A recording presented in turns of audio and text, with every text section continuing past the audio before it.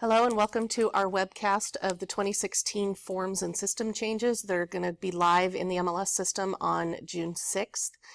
This is just a quick overview of the changes that are coming to the system to help you be prepared for June 6th. There were a number of changes made to both the listing agreement and then the information forms themselves, the input sheets. Partly because we haven't done a major overhaul of the forms in over 10 years. So there was a lot that needed to be done because as you know, our industry has changed quite a bit in the last 10 years.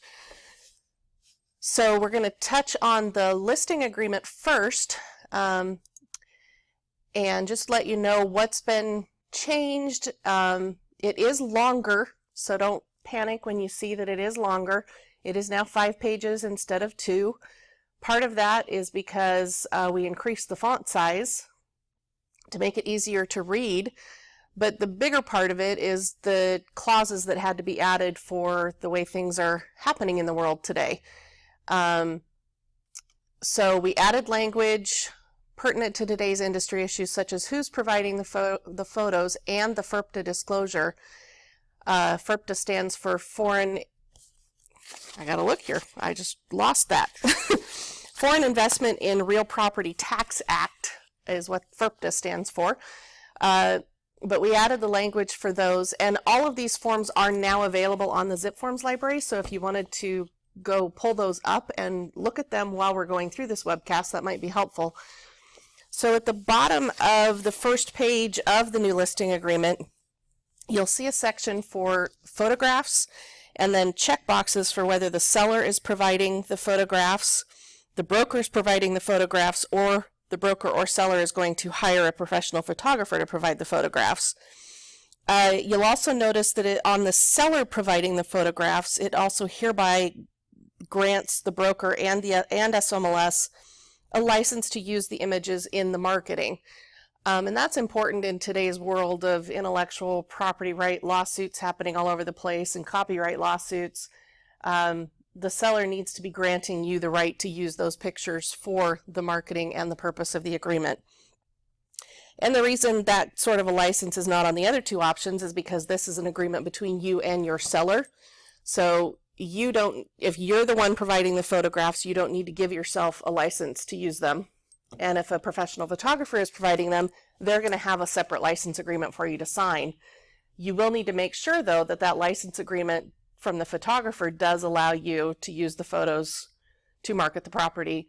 And a key thing to remember there that we're finding that people are running into is a lot of the photographer's agreements give you the license to use the photos while you're marketing the property, while it's active, but they don't give you permission for those photos to continue to be used after the property is sold.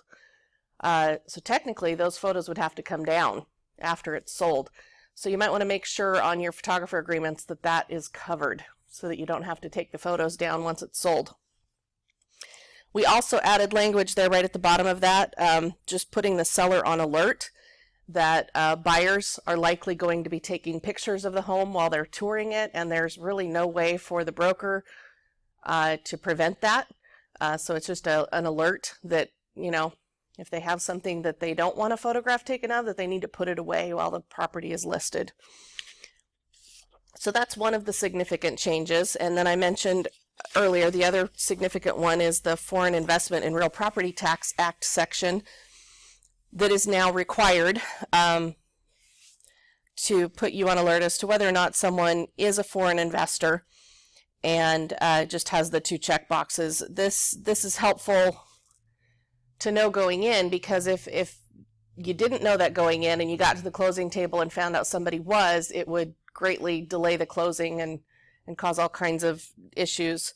So that language was added. And again, like I said, the rest of it was just cleaning up. So we added that language, we regrouped it so that like items are together. And this was a work group of 7 realtor members that came in and worked on this and hashed it out and debated it. It wasn't staff that regrouped it, so please don't think it was.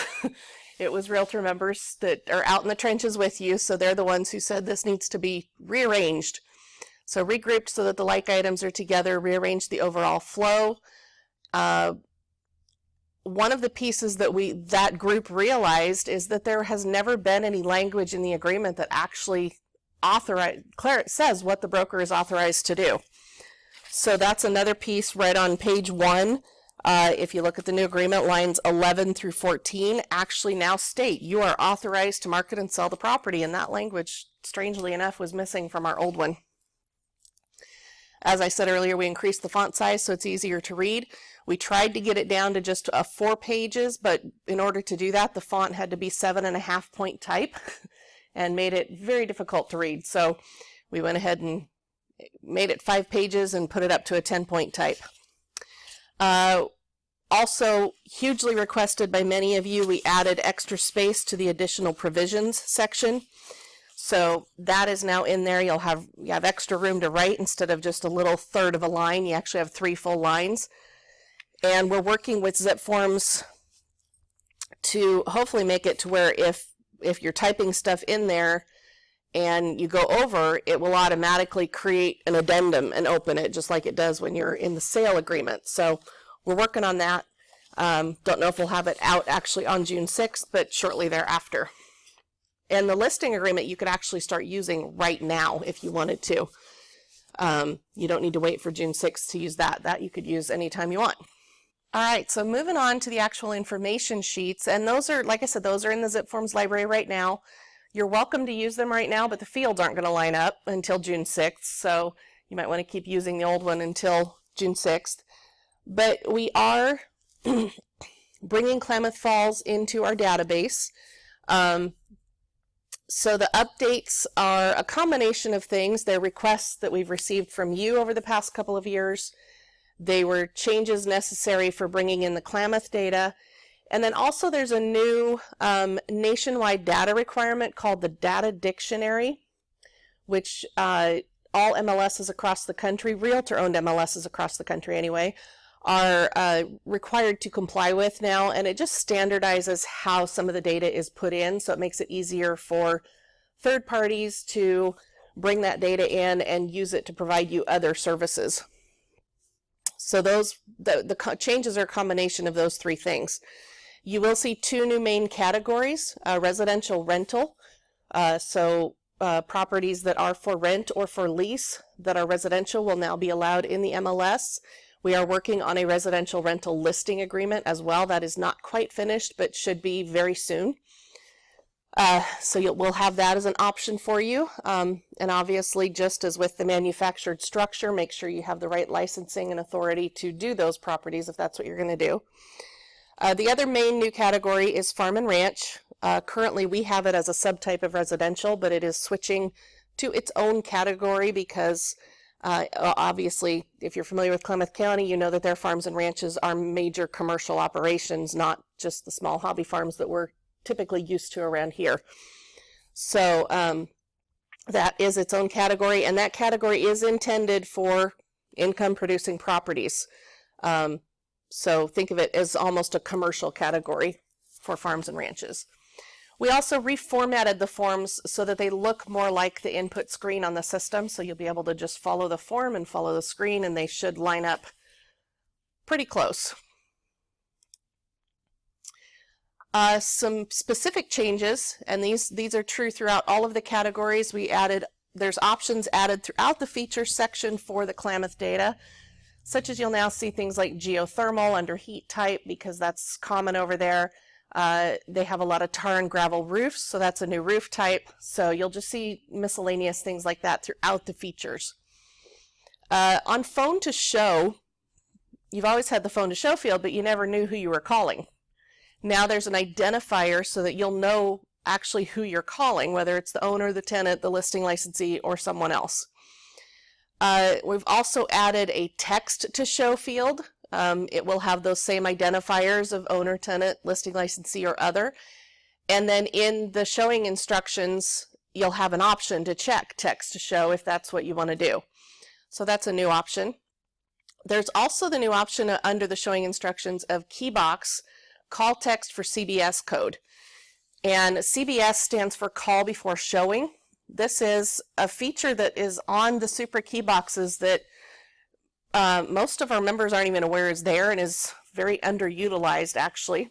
It's a code that you can set up through, if you're using the eKey, you can do it right through your eKey app. If you're not using the eKey, then you would need to bring the box in for us to program it for you, but you can actually add an additional code, a CBS code, to the box to where you may have a property that you want people to call before showing, but you're also putting a key box on it for convenience.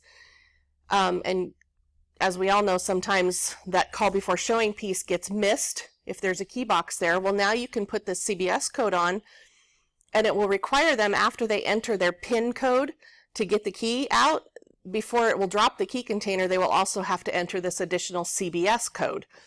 So it's a feature for you to use if you'd like to, that will prevent the showings without notifying you if that's what you need to have. One thing to bear in mind though, that CBS code, once it's on the box, does not go away until you tell it to go away. So if you took the box off of the property and put it on another one that didn't need the CBS code, you'll need to make sure you take that off. And it doesn't change. So once somebody has received the CBS code from you, that wouldn't prevent them from going back and showing it later without calling you, because they already have the CBS code. So just something to keep in mind, but it is a nice tool that you can use if you want to. There's also new options for no appointment or call if needed, or no appointment or call needed. So you can just really clarify that it's okay to just go. And then there's also now an option for listing licensee must be present. And then under key boxes now, you put in the key box, and it's also asking you to put in a serial number. Now it's just going to say use key box, and you won't be required to put the serial number in, because things have advanced enough with the Supra system and Rapatoni that we no longer need you to enter the serial number. We'll be able to just automatically know what that is.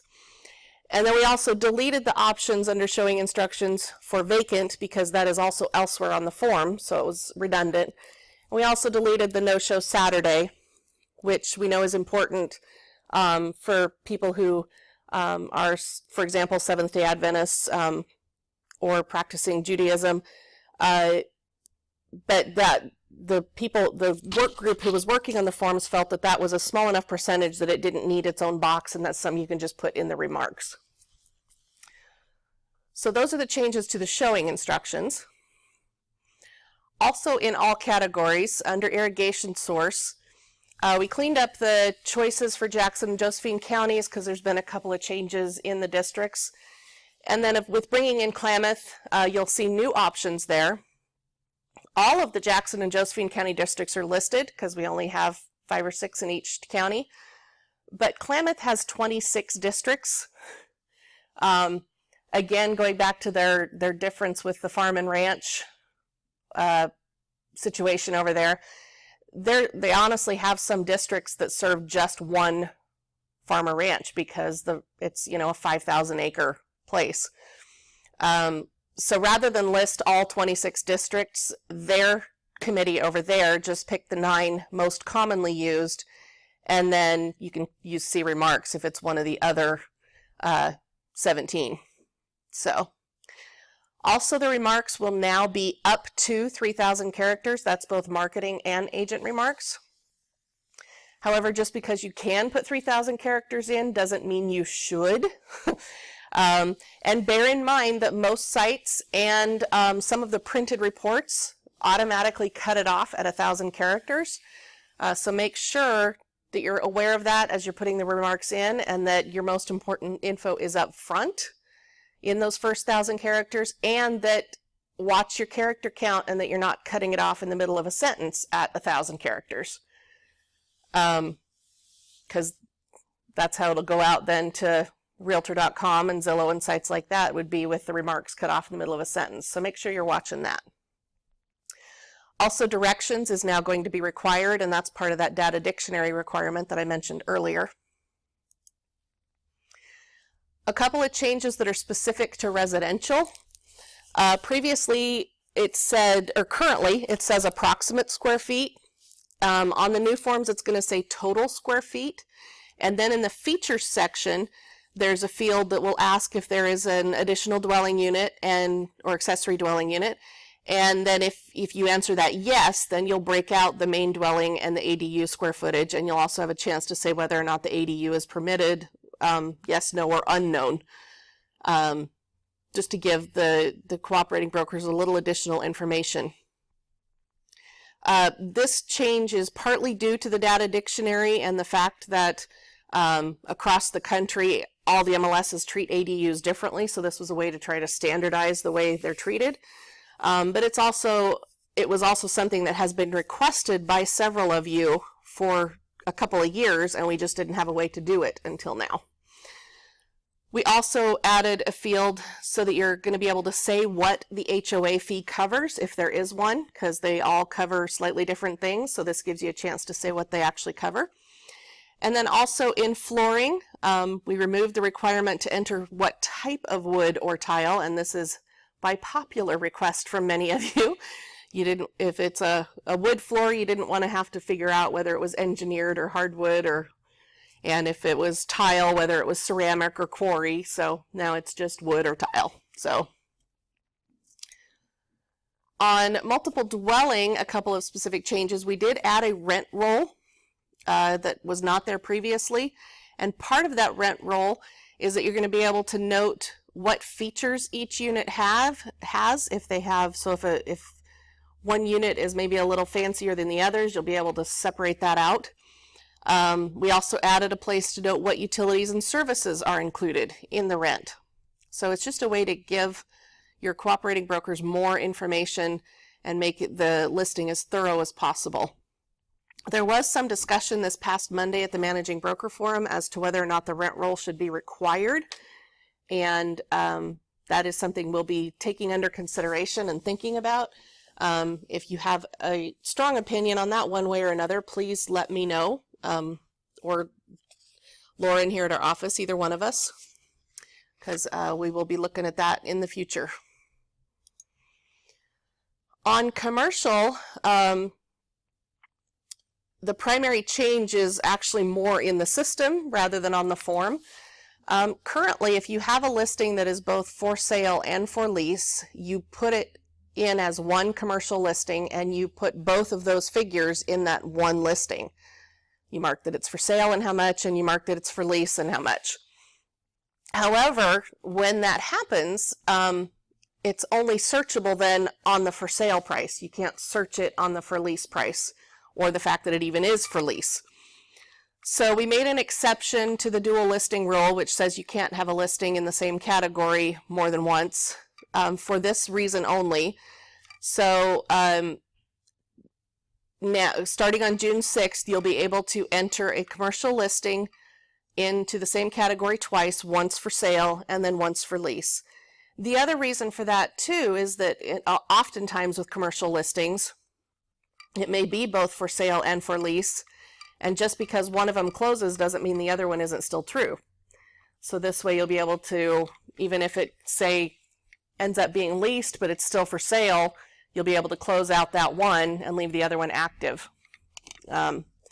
So commercial is a little different in that respect, so that's an exception to the dual listing rule. And on the change form, off market is now going to say canceled, and that is because there's a lot of confusion as to the difference between withdrawn or off market as it currently is, and so we wanted to clarify that off market means the listing agreement has actually been canceled, whereas withdrawn means the listing agreement is still in place, they just don't want it marketed for a while. So that will hopefully clarify those two things. And one of the things that came up at the Managing Broker Forum also was on the change form, while the one that previously said off market now says canceled, up above there was some confusion because up above it still says off market or expired. That is connected to the sale fell option. So if the sale has fallen, then you have to put in whether it's back on the market or it's expired or being taken off the market. So that one is not connected to the canceled piece below. So Can be a little confusing, I know, but I just wanted to clarify that. So there were a couple of changes to the rules and regulations that are a combination of updates that align the information sheet changes with the rules and regs. So for example, making sure farm and ranch is listed as its own category now and the definition for that. But most of the changes were updates that are required by NAR, and we will get those. There's a complete set of the updated rules and regs on our website at roguevalleyrealtors.org. And if you log into the system and then go under Member Home and Documents and the MLS documents, you can download a complete copy of the rules and regs. And anywhere that it says it was amended in 2016, those are the new changes. Like I said, many of the NAR required changes are related to data feeds and IDX sites. So if you have any questions about those after you read through them, please don't hesitate to contact either myself or Lauren. We'd be happy to answer those questions. So what's next in this database conversion? The updated forms are live in the Zip Forms library actually right now. They were able to get them up before the 27th, so they're up there right now. There's going to be training classes, live ones happening next week on May 31st, June 1st, and June 2nd in both Medford and Grants Pass. So check the calendar at roguevalleyrealtors.org to see what those classes are. And while we recorded this webcast to make it easy for you to be able to listen from your office, if you have questions that you want answers to, one of those classes is the best place to go. Bring your questions to the class and we'll get them answered for you. If you're unable to come to one of the classes, though, please don't hesitate to contact us. And then this one, really, really important, to complete the final database conversion for the launch of the Klamath data on June 6th, the MLS system must be shut down for several hours. So from noon on Sunday, June 5th, through 8 a.m. Monday, June 6th, the MLS system will be down. It may actually be up before 8 a.m., but we can't guarantee it. So if you just plan on it being down through 8 a.m., you'll be safe. If you do need to look something up that afternoon, something comes up and you just absolutely have to look something up, you will still be able to see the MLS information in RPR, Realtors Property Resource. If you're not sure what that is and you need assistance with getting set up for that, please give us a call here at the MLS office. But the MLS system will be down. If you don't remember anything else from this webcast, please remember that. That from noon on Sunday, June 5th, through 8 a.m. Monday, June 6th, the MLS system will be down. And then 8 a.m. Monday, June 6th, the MLS system will look all fresh and shiny new with new categories and fields. And you'll see the data from Klamath County. And then just a couple of notes of what's coming next. Our annual dues billing is coming out. It should be out by the end of next week, June 3rd. There'll be an information packet in your email, hopefully by Tuesday of this coming week, so on May 31st, and then the invoice itself will hit a few days after that. And if you haven't already heard, we are doing a key box exchange. We're going to be swapping out our current boxes for the Bluetooth boxes, which means that many of you who are using the eKey app and dealing with the fob will no longer have to use the fob. Don't get rid of your fob yet, because that's not necessarily true of all phones. Depends on what phone you have, but 90% of the phones will be able to get rid of the fob. And there'll be more details coming out about that by the middle of June with a list of all the compatible phones and compatible devices. If you're still using a D key, you will be able to continue using that for a while. I'm emphasizing for a while because at some point those are going to go away because they are considered legacy technology, and Supra is not going to be supporting them for much longer. Also with the key box exchange and the swap out, the cost of either key is actually going to be the same. They're both going to be $13 a month. So it doesn't, whichever key you have, you'll be paying the same amount. So, like I said, more details out about the key box exchange by the middle of June, but mark your calendar now. July 12th will be the exchange in Medford. July 13th will be in Grants Pass, but you'll be able to come to either one, but you You will have an assigned time, but if you're unable to make that time, you contact us and we'll give you an alternate time. So again, details will be out by mid-June. So I think that wraps it up for today. If you have any questions, please don't hesitate to call us here at the MLS office. Thank you for listening and have a great day.